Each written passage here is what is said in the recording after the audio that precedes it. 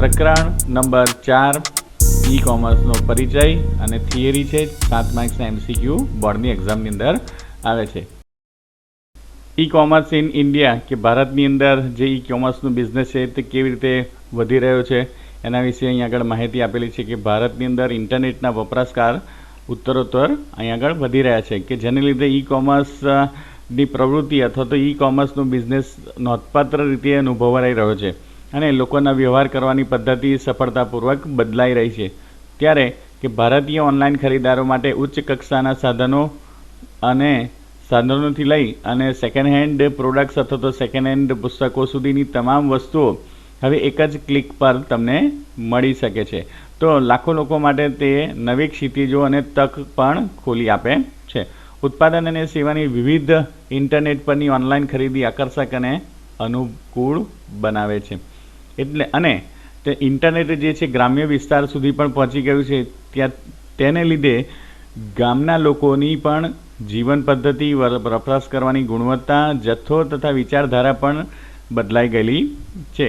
તો ભારતની અંદર જે ઈ કોમર્સમાં વૃદ્ધિ થઈ એના પરિબળો અહીંયા આગળ ભાગ ભજવે છે. તેની અંદર કે ઇન્ટરનેટ કનેક્શન્સ હવે ઇઝીલી અવેલેબલ છે. 3G 4G services, broadband connections and 4G services પણ અવેલેબલ છે. 3G 4G સર્વિસીસ એ સિવાય લેપટોપ, સ્માર્ટફોન્સ, ટેબ્લેટ્સ અને એ સિવાયના આધુનિક સાધનો પણ આપણે ઉપયોગ કરીએ છીએ અને મોબાઈલ સાધનોનો ઉપયોગ વધી ગયેલો છે. ત્યાર પછી વ્યાપક ઉત્પાદનો અને વિસ્તારની ઉપલબ્ધતા પણ ઘણી છે. તમે કોઈ પણ વેબસાઇટ ઓપન કરો ઈ કોમર્સની તો એની અંદર દરેક પ્રકારની પ્રોડક્ટ્સ અવેલેબલ હોય છે. પરંપરાગત ખરીદી માટે વ્યસ્ત જીવન હોય, ક્યારે વાહન વ્યવહારની ગીચતા થતી હોય અથવા તો ટ્રાફિકનો પ્રોબ્લેમ થતો હોય અથવા તો સમયનો પણ અભાવ હોય છે. અહીં આગળ ઈ કોમર્સની અંદર તમે ક્લિક કરીને તમે એડ ટુ કાર્ટ અને એને તમે પ્રોડક્ટ્સને બાય કરી શકો છો. મધ્યસ્થી દ્વારા ચલાવવામાં આવતા છૂટક વેચાણમાં થતા માલ સંગ્રહ અને સ્થાયી મિલકતમાં ઘટાડો થવાથી પરંપરાગત પદ્ધતિ કરતાં ઓછી કિંમતે અહીં આગળ વેચાણ કરવામાં આવે છે ઈ કોમર્સની અંદર. એ સિવાય કે ઓનલાઈન વર્ગીકૃત વેબસાઇટ જે આપેલી છે જે એને લીધે જે વધુને વધુ ગ્રાહકો દ્વારા જૂના માલનું ખરીદ વેચાણ એ પણ થઈ રહેલું છે. ફોર એક્ઝામ્પલ કે OLX.com જેને સેકન્ડ હેન્ડ પ્રોડક્ટ્સ સેલ કરી છે તે ફોટોગ્રાફ્સ અપલોડ કરે છે અને જેને પ્રોડક્ટ પરચેઝ કરવી છે એવી સેકન્ડ હેન્ડ પ્રોડક્ટ્સ ચાલુ કન્ડિશન્સની અંદર તો એના માટે પણ એ વેબસાઇટનો ઉપયોગ કરે છે. હવે એ સિવાય પણ અહીં આગળ વેબસાઇટ જે આપેલી છે eBay, ફ્લિપકાર્ટ કે સ્નેપડીલ્સ કે પછી Myntra.com હોય કે એમેઝોન હોય એવી અનેક વેબસાઇટ જે છે એની સાથે ઓનલાઈન માર્કેટ પ્લેસનો પણ એક્સપાન્શન થયું છે, વિકાસ થયો છે. અન્ય દેશોની તુલનાની અંદર ભારતની અંદર ઈ કોમર્સ પ્રવેશ અપેક્ષાકૃત કરતાં મોડો શરૂ થયો તેમ છતાં પણ વિપુલ સંખ્યાને કારણે તેનો અભૂતપૂર્વ ગતિથી વિકાસ થઈ રહ્યો છે. અને અહીં આગળ જે વેબસાઇટ્સ આપેલી છે ફ્લિપકાર્ટ હોય, eBay ઇન્ડિયા હોય, સ્નેપડીલ્સ હોય, અમેઝોન હોય, અમેઝોન ઇન્ડિયા હોય કે પછી મિન્ત્રા હોય, ડોમિનોઝ હોય, પેટીએમ હોય, જોબંગ હોય, એ સિવાય ઘણી પણ વેબસાઇટ્સ અવેલેબલ છે કે જે ઓનલાઈન શોપ ભારતની અંદર સૌથી વધારે પ્રચલિત થઈ ગઈ છે અને બધી વેબસાઇટ બધી ટ્રસ્ટેડ વેબસાઇટ્સ છે. તો છૂટક વેપારીઓ એ પણ માલની ખરીદી કરતી વખતે તત્કાલ ચૂકવણી એટલે કે કેશ ઓન ડિલિવરી પણ શરૂ કરેલી છે. તે ભારતની અંદર ચૂકવણી માટેનો સૌથી લોકપ્રિય પદ્ધતિ છે. લગભગ 80% જે ભારતની પબ્લિક છે એ ઈ કોમર્સના વ્યવસાયની અંદર માલ મેળવતી વખતે તત્કાલ ચૂકવણીની સુવિધાનો ઉપયોગ કરે છે એટલે કે કેશ ઓન ડિલિવરીનો ઉપયોગ કરે છે.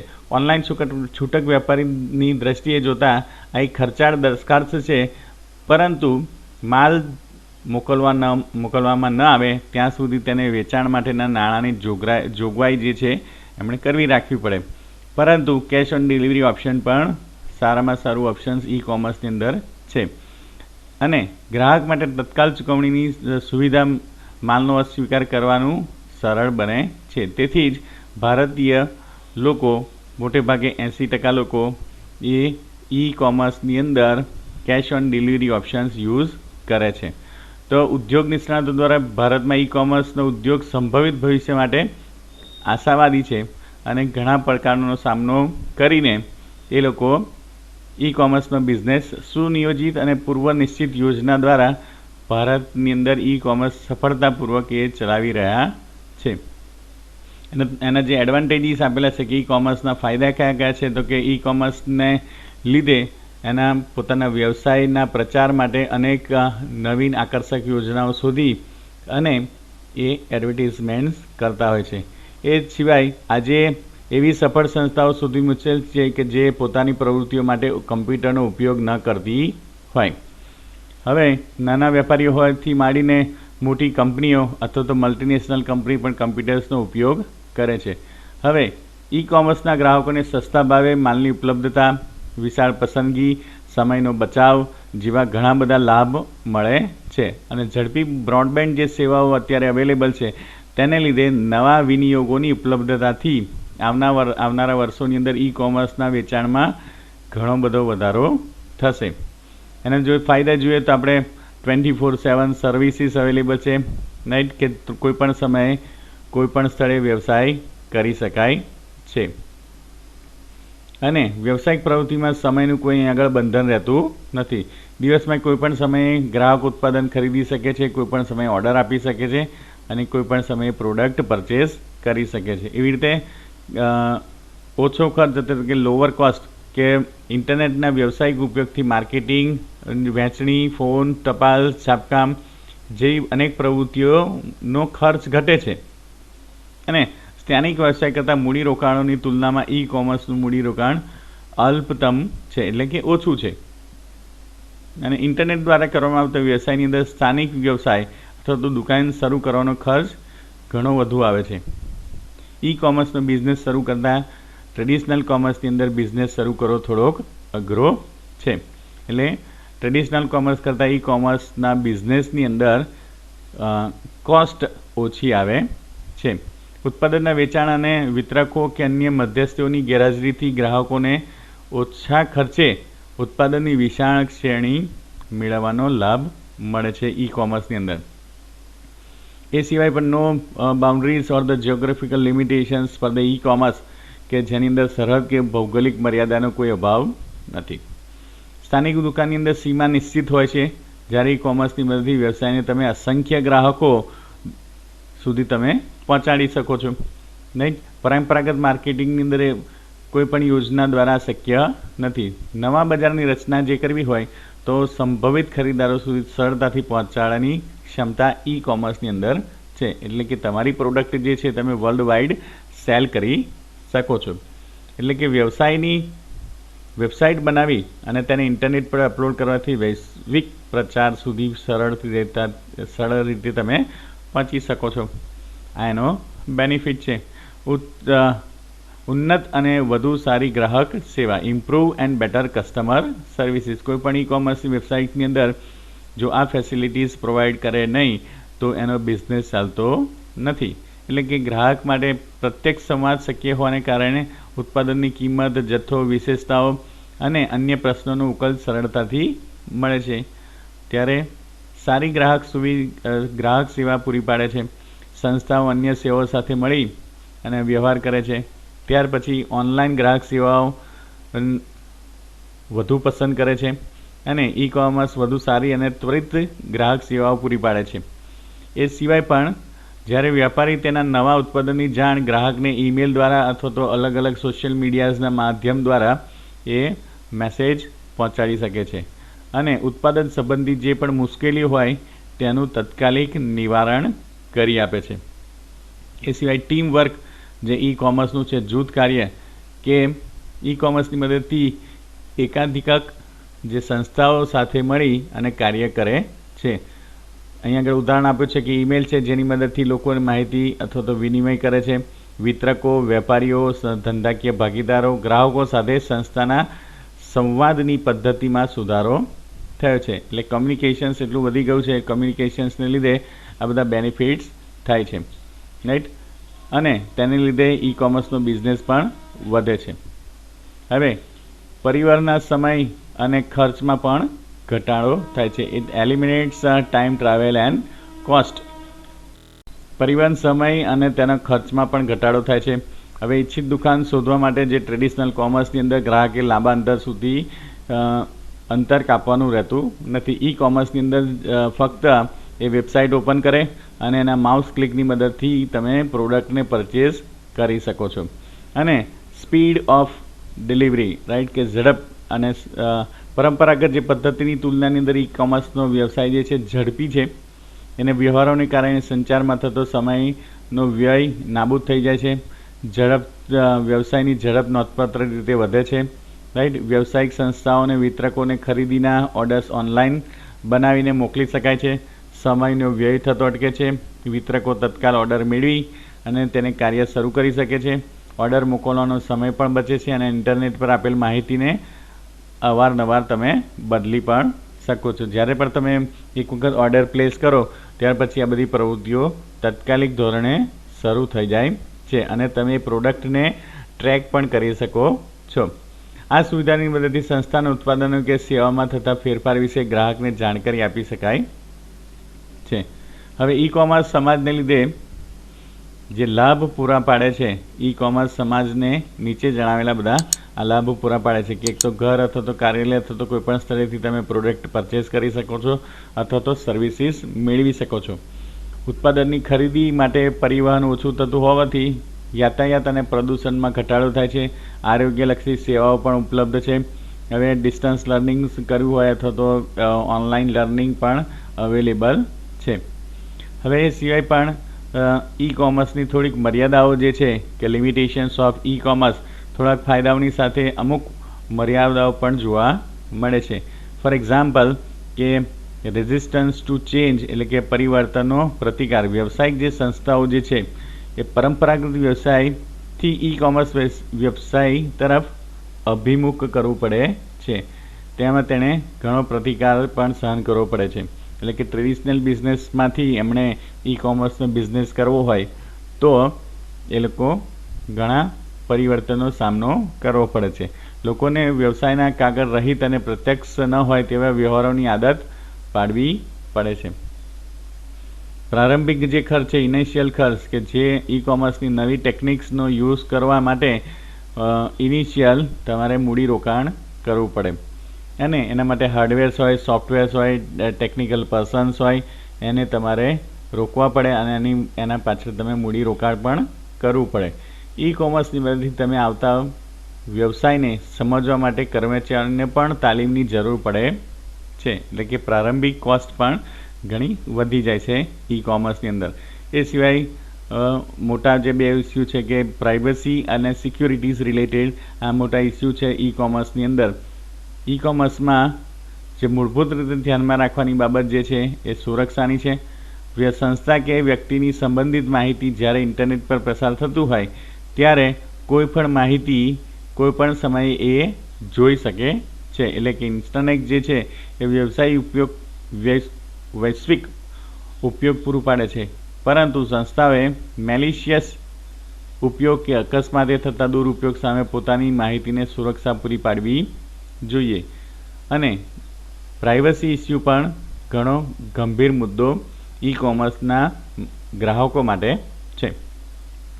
અમુક વખતે દુરુપયોગ થવાના ભયને કારણે ગ્રાહક પોતાની અંગત માહિતી ઇન્ટરનેટ પર દર્શાવતા નથી અને કેટલીક સંસ્થાઓ અને અન્ય માર્કેટિંગ સંસ્થાઓ એનો ડેટાબેઝની માહિતીને વેચી દઈ અને તેનો દુરુપયોગ પણ કરે છે. ગ્રાહકોને બિનજરૂરી ઈમેલ્સ પણ મોકલવામાં આવે છે.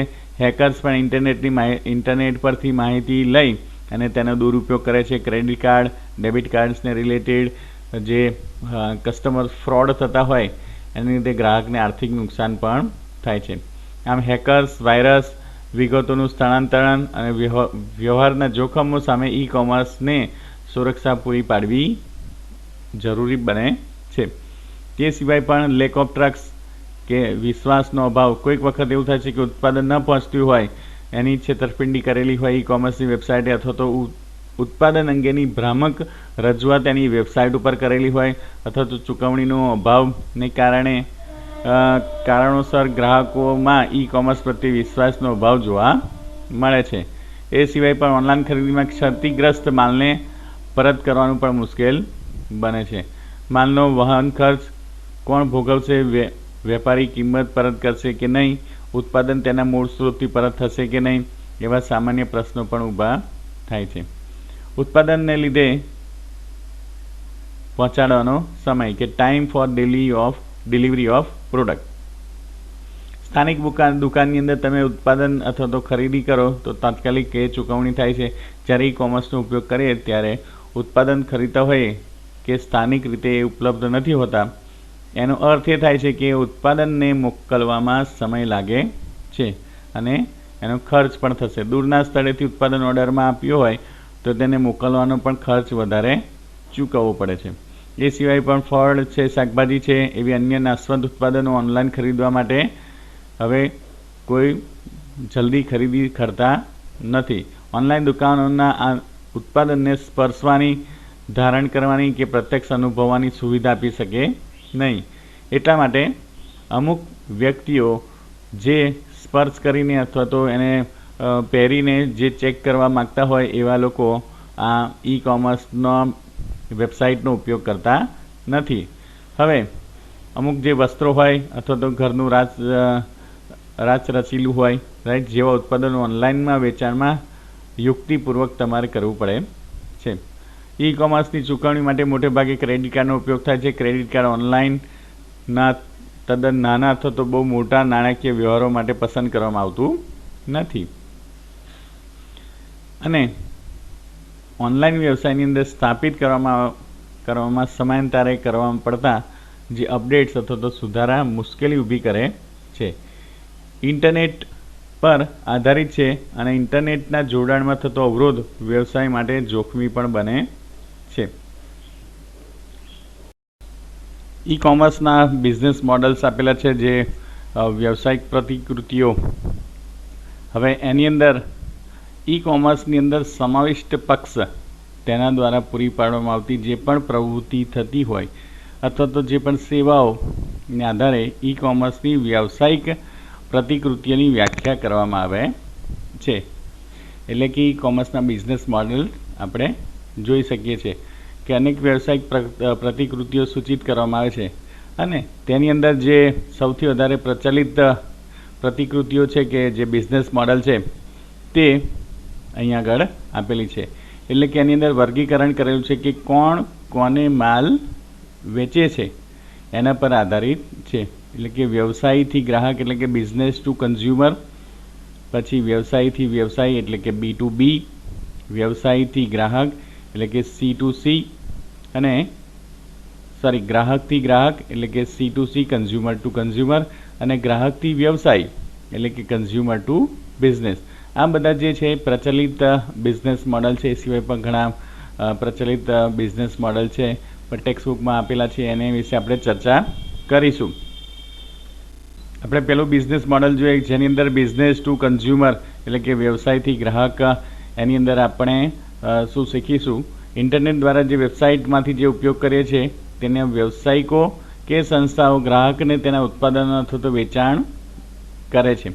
એટલે કે વ્યવસાયથી ગ્રાહક પ્રતિકૃતિનો સંદર્ભ આપી શકાય છે. હવે ગ્રાહકો કોઈપણ સ્થળેથી કોઈપણ સમયે ઉત્પાદન અથવા તો સેવાની પસંદ કરીને એને ઓર્ડર પણ આપી શકે છે. વેચનાર પોતાનું ઉત્પાદનનું વેચાણ મધ્યસ્થી વિના ડાયરેક્ટ ઈ કોમર્સની વેબસાઇટ પર કરી શકે છે અને ખરીદાર જે છે એટલે કે કન્ઝ્યુમર જે છે એ સ્વતંત્ર ગ્રાહક છે. એ કોઈપણ સમયે કોઈપણ પ્રોડક્ટ્સ અથવા તો કોઈપણ સેવાઓ ઈ કોમર્સની વેબસાઇટની મદદથી લઈ શકે છે. હવે વસ્તુના છૂટક વેચાણ ઉપરાંત B2Cની અંદર જે ઓનલાઈન બેન્કિંગ છે, મકાનની લેવેચ આપેલી હોય, પરિવહનની સુવિધાઓ હોય, એવી ઘણી અનેક સેવાઓ પૂરી પાડે છે. એની અંદર Amazon.com કે Rediff.com કે ફેબમાર્ટ કે ફ્લિપકાર્ટ આ બધી B2C બેઝડ વેબસાઇટના ઉદાહરણો છે. અહીં આગળ ફ્લિપકાર્ટનું ઉદાહરણ આપેલું છે જે સ્ક્રીન પર અહીં આગળ જોવા મળે છે. હવે ત્યાર પછી અહીં આગળ ફ્લિપકાર્ટની અંદર બુક્સ પણ જોવા મળે છે. ઈ બુક્સ પણ તમે અહીં આગળથી પસંદ કરી શકો છો ફ્લિપકાર્ટ્સની અંદરથી. એનો પણ સ્ક્રીન અહીં આગળ જોવા મળે છે. હવે જ્યારે તમે કોઈપણ ઈ બુક પર ક્લિક કરવામાં આવે ત્યારે તેના લેખકનું નામ, એની કિંમતો, વાચકોના રેટિંગ્સ, પુસ્તકનો પ્રતિભાવ, પ્રકાશકનું નામ અને ISBN અંકની વિગતો પણ રજૂ કરવામાં આવે છે. એટલે કે ISBN એટલે ઇન્ટરનેશનલ સ્ટાન્ડર્ડ બુક નંબર, એનો પણ અહીં આગળ ઉલ્લેખ કરવામાં આવે છે. અને એની અંદર તમે વિન્ડોઝમાં સૌથી ઉપરના ભાગ પર જે સર્ચ ટૂલ આપેલું છે જેની મદદથી તમે સર્ચ પણ કરી શકો છો.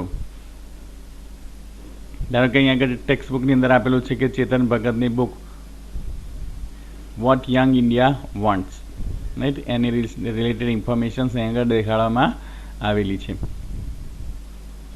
તો આ રીતે તમે બુક પસંદ કરી અને પ્લેસ ઓર્ડર કરી શકો છો, રાઈટ, અને બુકને પણ તમે પરચેસ કરી શકો છો. ત્યાર પછી બીજું આપેલું છે કે વ્યવસાયથી વ્યવસાય એટલે કે બિઝનેસ ટુ બિઝનેસ. એની અંદર વ્યવસાયથી વ્યવસાય પ્રતિકૃતિનો સંદર્ભ આપવામાં આવે છે, જેની અંદર વેચનાર અને ખરીદનાર બંને વ્યવસાયીઓ છે, એટલે કે બિઝનેસ પર્સન છે કે જે સપ્લાયર્સ અથવા તો ડિસ્ટ્રીબ્યુટર્સ અને એજન્ટ્સ અને એની સાથે ઈ રિલેશનશીપ ક્રિએટ કરે છે, જેના ઈ કોમર્સના વેબસાઇટ થ્રુ, અને સામેલ થયેલા જે પણ બિઝનેસ પર્સન છે તેને વચ્ચે વધુ પારદર્શિતા અને કારણે વધુ કાર્યક્ષમતા પ્રાપ્ત કરી શકાય છે. અહીંયા ઉદાહરણ આપેલું છે તે મુજબ સંગ્રાહક હોય, વિતરક હોય, જથ્થાબંધ વેપારી હોય, ઉત્પાદક સોદો કરે છે અને B2Bનો ઉપયોગ કરી ઉત્પાદન અને વિતરણ સાથે માલના જથ્થામાં થતા ઘટાડા વિશે પણ તત્કાલ માહિતી આપી દે છે. એટલે કે તમે કોમર્સની વેબસાઇટની અંદર સ્ટોક મેન્ટેન કરવાનો હોય એની અંદર પણ આ B2B બેઝડ વેબસાઇટ્સ અથવા તો ઈ કોમર્સના જે બિઝનેસ પર્સન છે તે સ્ટોકની માહિતી પણ પૂરી પાડે છે અને તેને મેસેજ દ્વારા પણ જણાવે છે. હવે સંસ્થાઓ તેની સામાન્ય વ્યવસાયિક પ્રવૃત્તિ જેવી રીતે પુરવઠાકારનું વ્યવસ્થાપન, માલના જથ્થાની યાદી, પછી ચૂકવણીનું વ્યવસ્થાપન એ કાર્યક્ષમતા B2Bની મદદથી વધારો કરે છે. એ સિવાય ટેલિમાર્કેટિંગ હોય, સોશિયલ મીડિયાઝ હોય, રાઈટ, સપ્લાય ચેન્સ હોય, માલની પ્રાપ્તિ થતી હોય, નિયમિત રીતે માલ પહોંચાડવાનો હોય, ઓનલાઈન સેવા પૂરી પાડવાની હોય, એવા ઘણા અદ્યતન અને અસરકારક માધ્યમ જોવા મળે છે B2Bની અંદર. commodity.com અને TradeIndia.com આ બંને વેબસાઇટ એ B2Bના ઉદાહરણો છે જે તમને આપણા સ્ક્રીન પર અહીં આગળ જોવા મળે છે. હવે ત્યાર પછીનો ટોપિક છે કે કન્ઝ્યુમર ટુ કન્ઝ્યુમર એટલે ગ્રાહકથી ગ્રાહક. એની અંદર ઈ કોમર્સની આ પ્રવૃત્તિની અંદર ગ્રાહકથી ગ્રાહક પ્રતિકૃતિનો સંદર્ભ આપવા માટે છે આપવામાં આવેલો છે, જેની અંદર કોઈપણ ત્રાહિત પક્ષની સંડોવણી વગર ઓનલાઈન હરાજી અને જાહેરાત દ્વારા તે ચોક્કસ ગ્રાહકોને પરસ્પર સોદા કરવાની સુવિધાઓ પાડે છે. ફોર એક્ઝામ્પલ cars24.com અથવા તો ebay.com અથવા તો OLX.com અથવા તો quicker.com આ બધી વેબસાઇટ જે છે એ C2C બેઝડ વેબસાઇટના ઉદાહરણો છે. હવે ત્યાર પછી જે છે ગ્રાહકથી વ્યવસાય એટલે કે કન્ઝ્યુમર ટુ બિઝનેસ. હવે જ્યારે ગ્રાહક દ્વારા ઉત્પાદન કે સેવાની કિંમત નક્કી કરવામાં આવે ત્યારે ગ્રાહકથી વ્યવસાય પ્રતિકૃતિ અવળી હરાજી સમાવિષ્ટ પદ્ધતિ છે કે જે કન્ઝ્યુમર ટુ જે બિઝનેસ ટુ કન્ઝ્યુમર છે એનું રિવર્સ મોડલ અહીં આગળ આપેલું છે. બિઝનેસ મોડલ તેનું નામ છે consumer to business, right. So business to કન્ઝ્યુમરની જગ્યાએ અહીં આગળ રિવર્સ મિકેનિઝમ આપ્યું છે કન્ઝ્યુમર ટુ બિઝનેસ. એની અંદર આપણે ઈ કોમર્સના ગ્રાહકને પરવડી શકે તે રીતે અથવા તો નિશ્ચિત ઉત્પાદન કે સેવા માટે તેઓ ચૂકવણી કરવા ઈચ્છતા હોય તે કિંમતથી વ્યાપક શ્રેણીનું ઉત્પાદન અને સેવાની પસંદગી મળે છે. અને સંસ્થાઓ ગ્રાહકને ઉત્પાદન સેવા આપવાની બોલી લગાવે છે. એટલે ઓપ્શન બેઝડ વેબસાઇટ જેટલી પણ છે એ આ કેટેગરીની અંદર આવે છે. ત્યારબાદ આ પદ્ધતિ ભાવતાલના સમયમાં ઘટાડો કરવામાં મદદરૂપ કરે છે, ગ્રાહક અને સંસ્થા વચ્ચે ફ્લેક્સિબિલિટીઝમાં વધારો કરે છે અને ખરીદી સામાન્ય પ્રક્રિયાને ઉલટાવવા માટે C2C ઇન્ટરનેટનો ઉપયોગ કરે છે. હવે અહીં આગળ જે વેબસાઇટ આપેલી છે જેની અંદર bitstall.com, રાઈટ, jitli.in એ બધી C2B બેઝડ વેબસાઇટ છે જે આપણા તમારા સ્ક્રીન ઉપર જોવા મળે છે. એ બંને વેબસાઇટ એ C2B બેઝડ ઈ કોમર્સની વેબસાઇટ છે. હવે ઈ કોમર્સના વ્યવસાયની અંદર પ્રતિકૃતિઓમાં કેટલીક અન્ય વિવિધતાઓ પણ જોવા મળે છે. ધારો કે આપણે સરકારને એક સ્વાયત્ત અસ્તિત્વ માની લઈએ તો એ સંદર્ભે પણ નીચે પ્રતિકૃતિ અસ્તિત્વમાં આવે છે. Government to business A G2B એટલે સરકારથી વ્યવસાય, સરકારથી નાગરિક એટલે ગવર્મેન્ટ ટુ સિટીઝન્સ G2C અને સરકારથી સરકાર એટલે ગવર્મેન્ટ ટુ ગવર્મેન્ટ અથવા તો G2G. એની અંદર આપણે પહેલો પોઈન્ટ જોઈએ કે ગવર્મેન્ટ ટુ બિઝનેસ. જે પણ વ્યવસાયિક હોય એને નવી વ્યવસાય શરૂ કરવો હોય તો એના માટે વ્યવસાયની નીતિ શું છે, વ્યવસાય શરૂ કરવા માટે મંજૂરી શું છે, વ્યવસાયના સુનિયોજન અથવા તો સેટઅપ્સ માટેની જરૂરિયાતો અને અન્ય વિવરણો તમે મેળવી શકો છો એવી વેબસાઇટમાંથી. એટલે અહીં સરકારી કાર્યાલયોને લગતા વિવિધ ફોર્મ્સ પણ ઓનલાઈન અવેલેબલ છે. ઉદાહરણ તરીકે અહીં આગળ આપેલું છે ભારત સરકારના કરવેરા વિભાગમાં ની વેબસાઇટ જે છે કે incometaxindia.gov.in, જેની અંદર તમે ઇન્કમટેક્સને તમામ નિયમો, વિવિધ ફોર્મ્સ, કરવેરાના ઓનલાઈન રિટર્ન્સ બધી ભરવાની સુવિધાઓ આપે છે. આ પ્રતિકૃતિ ઈ ગવર્નન્સની એક પહેલ પણ છે. હવે સરકારથી નાગરિક એટલે કે ગવર્મેન્ટ ટુ સિટીઝન્સ. ગવર્મેન્ટ જે સરકાર જે છે G2C પણ એક ઈ ગવર્નન્સનો ભાગ છે. વ્યવસાય પ્રતિકૃતિની અંદર હેતુ સ્વતંત્ર નાગરિકને સારી અને અસરકારક સેવાઓ પૂરી પાડવી અને વેબસાઇટ દ્વારા જુદા જુદા જે સરકારી ખાતાઓ છે એની ઓનલાઈન માહિતી આપવી, ઓનલાઈન ફોર્મ્સ આપવા, વિવિધ કલ્યાણકારી યોજનાઓ નાગરિકોને ઉપયોગી હોય એવા તમામ પ્રકારના અરજીપત્રકો, એવી બધી જ સેવાઓ સ્ટેટ ગવર્મેન્ટ અને સેન્ટ્રલ ગવર્મેન્ટ જે પૂરી પાડે છે. આપણે ગુજરાત સ્ટેટની અંદર જે ગુજરાત સરકારે Gujarat state wide area network નામનું એક પોતાનું નેટવર્ક બનાવેલું છે, જેની વેબસાઇટનું નામ છે jiswan.gov.in. અહીં આગળ આપણા સ્ક્રીન ઉપર jiswan.gov.in વેબસાઇટ જોવા મળે છે. તો આ રીતે આપણે છેલ્લા પોઈન્ટ પર જઈએ. હવે સરકારથી સરકાર એટલે કે ગવર્મેન્ટ ટુ ગવર્મેન્ટની અંદર અહીં આગળ એક સરકારી સંસ્થા, એજન્સી કે વિભાગ અન્ય સરકારી સંસ્થા, એજન્સી કે વિભાગ સાથે નોન કમર્શિયલ કમ્યુનિકેશન્સ અથવા તો સંદેશા વ્યવહાર પૂરા પાડે છે. એટલે કે સરકારથી સરકાર તરીકે ઓળખવામાં આવે છે. એક સ્ટેટ ગવર્મેન્ટ બીજા સ્ટેટ ગવર્મેન્ટ્સને અથવા તો સેન્ટ્રલ ગવર્મેન્ટ સ્ટેટ ગવર્મેન્ટ અથવા તો સ્ટેટ ગવર્મેન્ટ સેન્ટ્રલ ગવર્મેન્ટ જે પણ ઇલેક્ટ્રોનિક કમ્યુનિકેશન્સ કરતા હોય એ બધા G2Gની અંદર આવે છે, જેની અંદર આઈટી કોસ્ટ ઓછો થાય છે, પ્રક્રિયાઓને સુનિયોજિત બનાવવામાં આવે છે અને કાર્યાલયને વધુ અસરકારક બનાવવામાં આ માહિતીનું વિવરણ મદદરૂપ બને છે.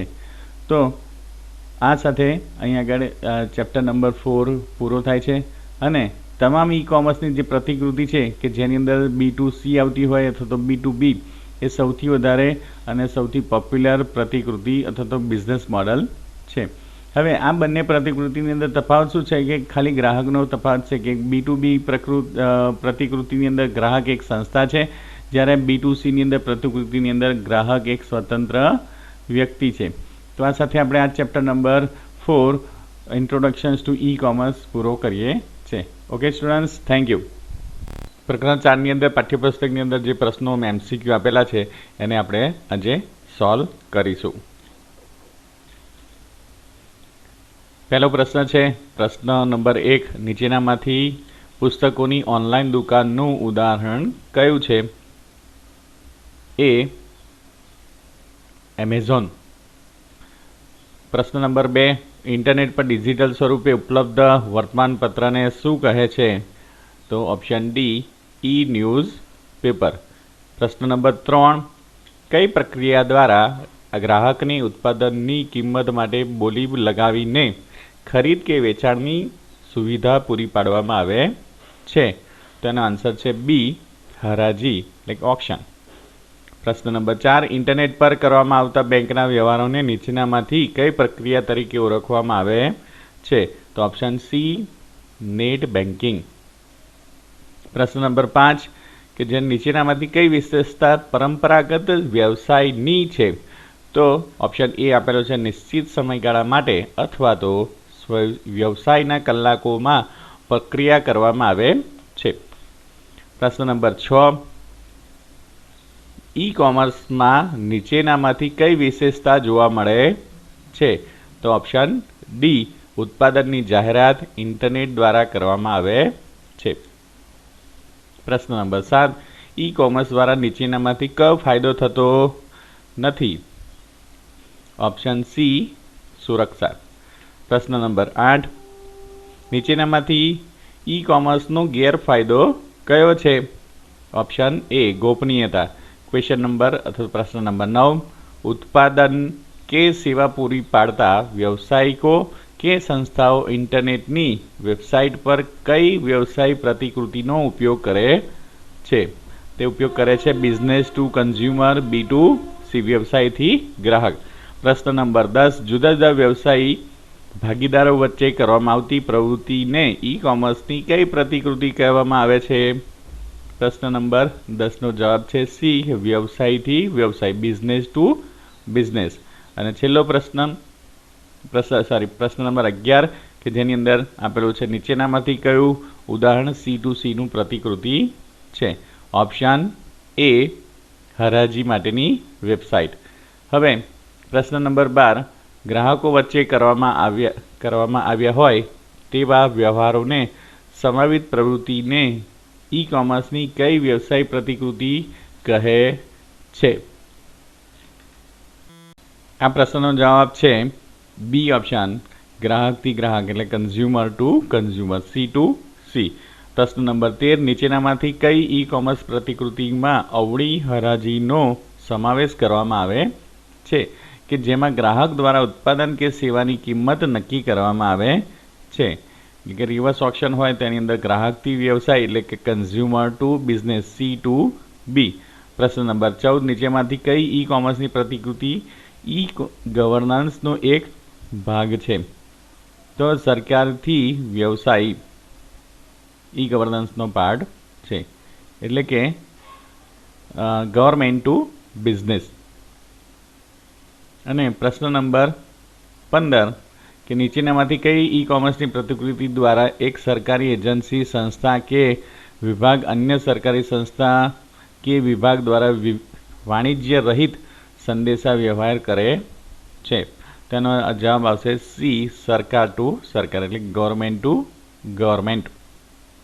આ સાથે આપણે પ્રકરણના પ્રશ્નોના જવાબ પણ સોલ્વ કરી દીધા. Okay students, thank you very much.